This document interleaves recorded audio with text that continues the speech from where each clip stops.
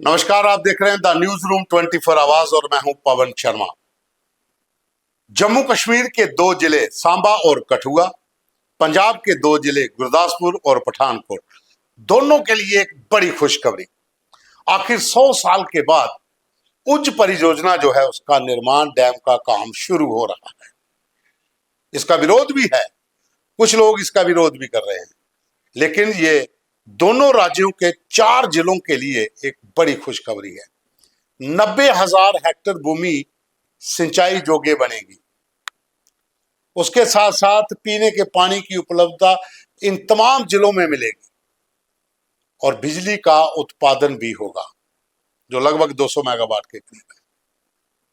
रोजगार के साधन बढ़ेंगे, उस इलाके की कायापलट होगी। किसानों के चेहरे खिल रहे हैं कि आखिर 100 साल पहले जो उस समय अमेरिका के जो इंजीनियर आए थे 1927 में उस परियोजना का निरीक्षण किया था, उसके बाद तमाम कमेटियां बनी, लेकिन काम जो है वो हुआ ही नहीं। अब उज डैम जो है वो बनने जा रहा है, उज परियोजना का काम शुरू होगा। कल जल शक्ति मंत्रालय और water and power consultancy services की टीम जो है वो दौरा करेगी। आखिरी चरणों में काम शुरू होने वाला है, निर्माण कार्य शुरू होने वाला, और इसका श्रेय जाता है पीएमओ के मंत्री डॉक्टर जितेंद्र सिंह, जो पिछले काफी दिनों से इसे लेकर बैठकें कर रहे थे। दिल्ली में, जम्मू में, कठुआ में तमाम विभागों के अंदर तालमेल जो है वो सेट किया जा रहा था।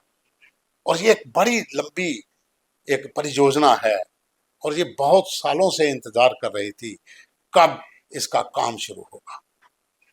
तो साथियों, अब कल टीम दौरा करेगी। बैठकें पहले डॉक्टर जितेंद्र सिंह के साथ कई बार हो चुकी हैं और चुनावों के समय तीसरी बार वो चुनाव जीते हैं इस इलाके से। चुनावों के समय उस परियोजना हर बार मुद्दा थी और डॉक्टर जितेंद्र सिंह ने कहा था कि ये काम मैं शुरू करवाऊंगा।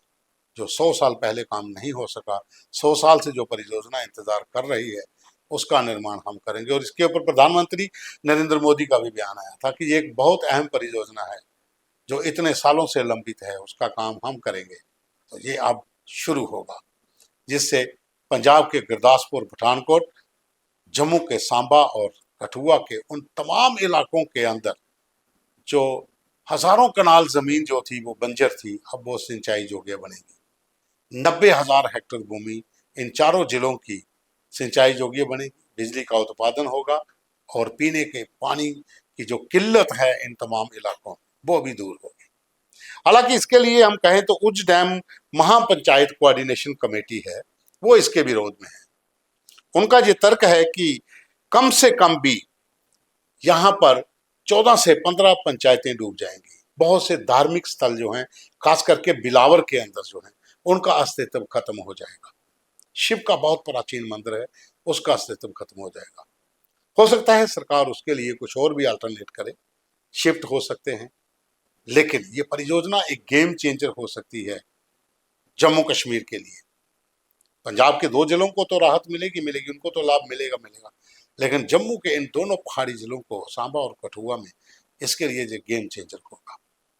क्योंकि ये परियोजना काफी समय से अटकी हुई थी और इस परियोजना पर पंजाब जम्मू कश्मीर के बीच कई बार ऐसा विवाद भी रहा है, जिस तरह से पंजाब के डैम को लेकर था, जो बहुत बार यहाँ पर भी कुछ ऐसी चीजें हुई थी जो मीडिया में चर्चा भी रही थी, वीडियो भी वायरल हुए थे। पानी को लेकर यहाँ की सरकार, पंजाब की सरकार, तमाम यहाँ पर विवाद रहे हैं। लेकिन ये एक ऐसी परियोजना है जो उज परियोजना जो है, इससे पंजाब के 2 बड़े जिले जो हैं गुरदासपुर और पठानकोट, उनको भी ये लाभ मिलेगा और उसके साथ साथ जम्मू कश्मीर के सांबा और कठुआ के लिए ये गेम चेंजर होगा। साथियों, इसमें आपको बता दें कि जो जल शक्ति मंत्रालय और जो water and power consultancy services limited है, बैप्सको, इनकी टीमें कल जो है वो दौरा करेगी। इससे पहले इन टीमों के साथ पीएमओ में मंत्री डॉक्टर जितेंद्र सिंह की कई बार बैठक हो चुकी है। पूरा निरीक्षण जो है वो किया जा चुका है, अब आखिरी दौर में है। टीमें जो विजिट कर रही हैं, उसके बाद यहाँ पर जो काम है वो अपने तरीके से शुरू हो जाएगा। हालांकि जो विरोध भी है, इसमें कोई शक नहीं कि इसका विरोध भी बहुत सी पंचायतें हैं, बहुत से लोग जो हैं इसके विरोध में भी हैं।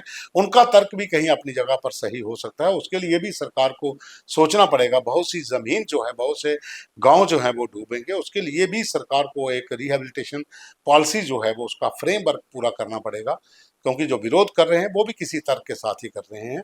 तो कहीं ना कहीं सरकार को इसके ऊपर भी संज्ञान जो है वो लेना पड़ेगा। लेकिन ओवरऑल देखा जाए तो ये परियोजना जो 100 साल से लंबित थी, 1927 में जैसा मैंने कहा कि यहाँ यूएसए के इंजीनियर आए थे, उन्होंने इसका निरीक्षण किया था, जांच की थी। उसके बाद 1960 में, 1972 में बहुत बार जो कमेटीज बनी उसके साथ बैठकों का दौर हुआ, लेकिन अमली जामा नहीं पहनाया जा सका। लेकिन यहाँ पर अब मोदी सरकार के समय ये परियोजना जो है ये अपने अस्तित्व में आने जा रही है। ये एक अपने आप में बड़ी बात है।